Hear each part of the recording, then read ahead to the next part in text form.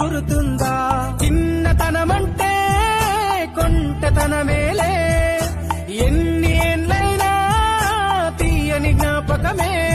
ఈ మానవ జీవన పయనంలో బాల్యం అద్భుతమే మన బాల్యం అద్భుతమే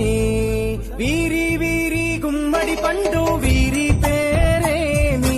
తాగుడు మూతలు దండాకోర్ వీరి పేరేమి